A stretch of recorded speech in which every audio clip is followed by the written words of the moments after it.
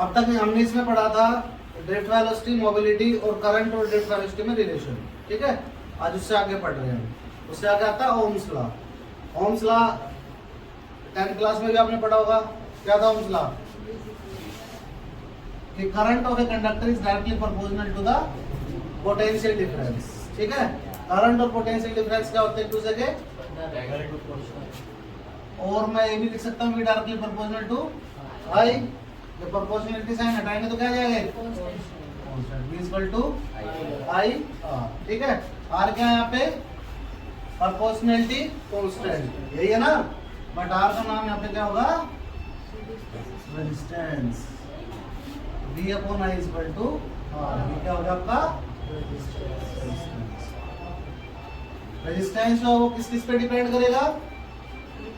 Length पे, cross sectional area पे, nature of material पे और टेम्परेचर पे, ठीक है। 4 चीजों पे डिपेंड करेगा ही करेगा। किस किस पे?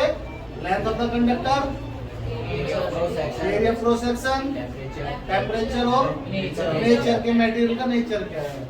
जैसे एक आपका हमने कॉपर ले लिया, एक सिल्वर ले लिया, दोनों का रेजिस्टेंस अलग अलग होता है, ठीक है।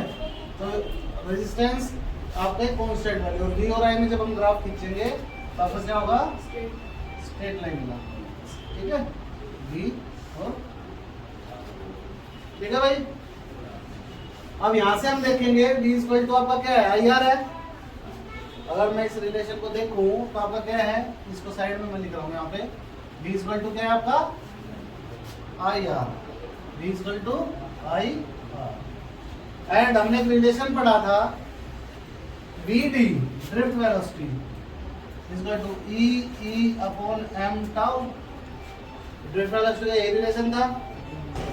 vd equal to e m tau.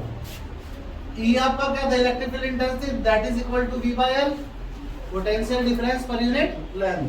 अगर मैं यहाँ पुट करूं तो vd इक्वल टू क्या हो गया आपका? e v m l। Yes और not? I equal to a n e v d। पढ़ा है कहीं ये? Relation between current and drift velocity. क्या रिलेशन था? I equal to a n e v d, ये रिलेशन था हमारा। या कुछ और था? अगर मैं यहाँ पे v d की वैल्यू पुट करूँ तो I क्या बन जाएगा? बताओ। a n e as it is, v d की जगह रख दो, e v by ml tau, ठीक है। I equal to a n e square tau by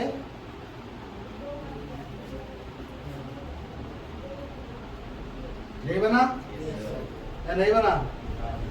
यही बना है।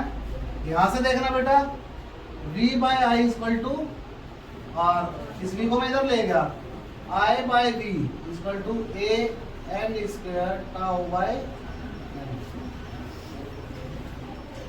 ये I बाय v है, ये v बाय आई।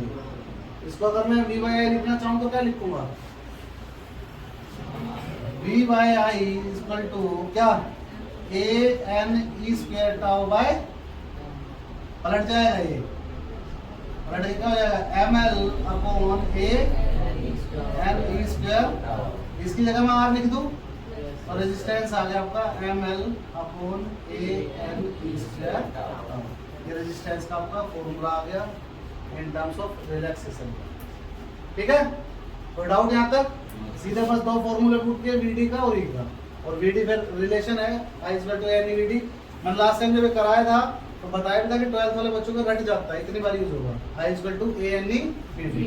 एरिया है, n नंबर ऑफ इलेक्ट्रॉन्स है, e basic unit of charge, that is 1.6 × 10⁻⁻19 and vd is the drift velocity, ठीक है। पुट करके r की वैल्यू निकाल दो। डन? Yes sir. और डाउट अब देख लो। अच्छा, एक छोटा सा काम और कर रहा हूँ इसमें आपके, हल्का सा ही। आपने फॉर्मूला पढ़ा है, resistance is directly proportional to the length of the conductor and inversely proportional to the area of cross section. ये पढ़ा है आपने? पढ़ा है? तो resistance is equal to rho L by A, proportionality क्या हो गया? प्रोपोर्शनलिटी साइन हटाएंगे तो कांस्टेंट आ जाएगा। कांस्टेंट क्या है? क्या नाम होता है इसका? तो सिंबल का नाम हो गया रजिस्टिविटी। क्या नाम है इसका? Resistivity। या फिर दूसरा नाम है इसका स्पेसिफिक रेजिस्टेंस। क्या नाम है इसका? रजिस्टिविटी या फिर स्पेसिफिक रेजिस्टेंस। अगर मैं इन दोनों को कंपेयर करूं, इसको इसको, तो देखना क्या आएगा। R equal to L by R ले लो तो L बाई ए, ये क्या बचा? इसका मतलब रो इक्वल टू क्या बचा यहाँ से? M N e square tau. ये रेजिस्टिविटी की वैल्यू है, ये भी याद रखना। रेजिस्टिविटी की value rho equal to M N e square tau, क्योंकि L बाई ए तो हमने अलग ले लिया और दोनों को कंपेयर कर दिया। ठीक है, ये रेजिस्टिविटी क्लियर। अब उसके बाद हमने रेजिस्टेंस किस में नापता है? सुना है यूनिट ऑफ रेजिस्टेंस इज ओम। ओम में नापता है। डायमेंशन क्या होती है उसकी? What is the dimension of resistance? नहीं पढ़ी अब तक? क्या पढ़ी है? अभी पढ़ा रहा हूं, ठीक है। इसको नोट डाउन कर लो तब तक। रेजिस्टेंस की यूनिट होती है ओम, ठीक है। उसकी डायमेंशन हमने नहीं पढ़ी अब तक, तो डायमेंशन और देख लो बेटा। Resistance equal to rho R equal to V by I, यही होगा है। और V इक्वल टू potential equal to work by charge, W बाय Q, और इनटू में क्या आ गया? I। यही आ गया। वर्क की डायमेंशन क्या होती है? ml two t minus two upon charge की A T, और इसकी करंट की A एम्पीयर। क्या बन गई?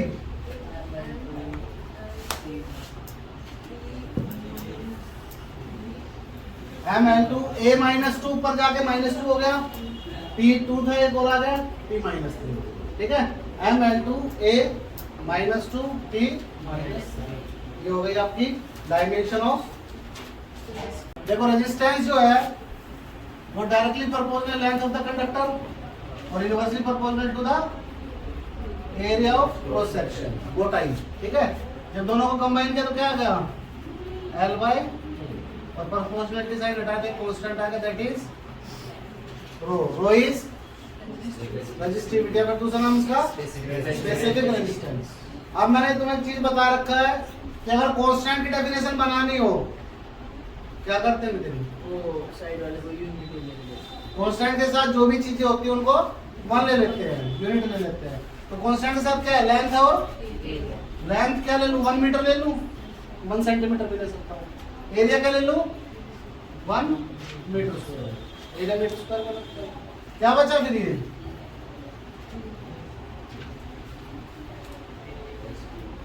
जब ये दोनों 1 कर दिए मैंने, तो रेजिस्टेंस इक्वल टू क्या बची? रेजिस्टिविटी है। तो इसकी डेफिनेशन क्या बनी? Resistivity is equal to resistance, resistivity is equal to when the length of the conductor is 1 meter and the area of cross section is 1 meter square, ठीक है। इसकी यहाँ से डेफिनेशन बन गई, क्लियर। अब देखो आगे, अभी हमने एक फॉर्मूला और पढ़ा था रेजिस्टेंस का। क्या फॉर्मूला था वो? याद है? भूल गए? R is equal to ml a n e square tau, ये पढ़ा था हमने। और यहाँ से जब मैंने रेजिस्टिविटी निकाली L बाई ए कंपेयर करके यहाँ से, तो रेजिस्टिविटी आ गई जब नहीं M N E square tau, ठीक है, ये आ गया था। तो यहाँ से हम बात करेंगे कि रेजिस्टिविटी किस किस चीज पे डिपेंड करेगी। सबसे पहले M, mass of the electron, fix होता है या चेंज होता है? फिक्स होता है। E की वैल्यू फिक्स होती है। दो चीज बच गई, क्या क्या बच गई?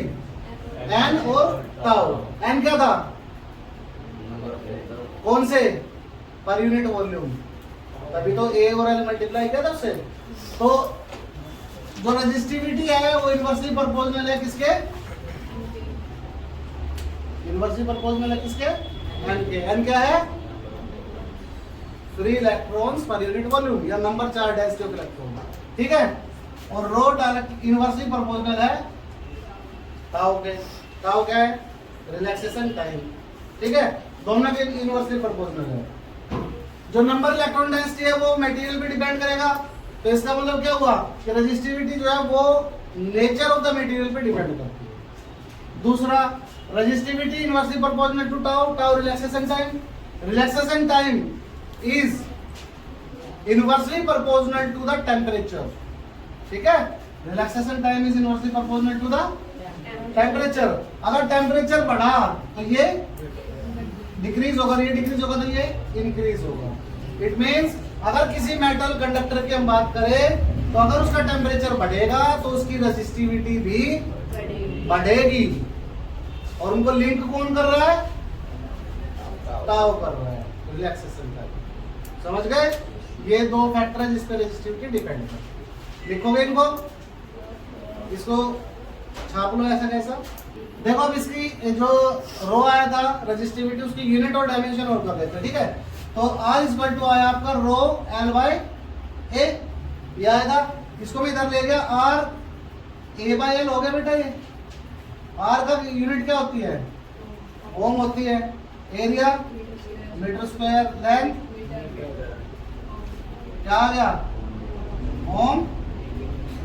ठीक है, या फिर हम ऐसे लिख सकते हैं, ये इसके आ गई यूनिट। अब यूनिट आ गई तो डायमेंशन भी आनी चाहिए, नहीं आनी चाहिए? आएगी बिल्कुल। यहीं से आप डायमेंशन पुट करते चले जाओ, ज्यादा लंबा जाने तक नहीं। रो इक्वल टू क्या था? R into A by L. R की क्या आई थी रेजिस्टेंस की? M L2 T minus 3 A minus 2, यही आई थी। या कुछ और आया था? Into area L square upon length. एक L से एक L काट दूं, कैंसिल। क्या बचा है? M L3 T minus 3 A minus 2। This is the dimension of resistive. ठीक है, हो गया। अब बच गया आपका लिखने का पोर्शन। लिखने का पोर्शन अभी लिखो।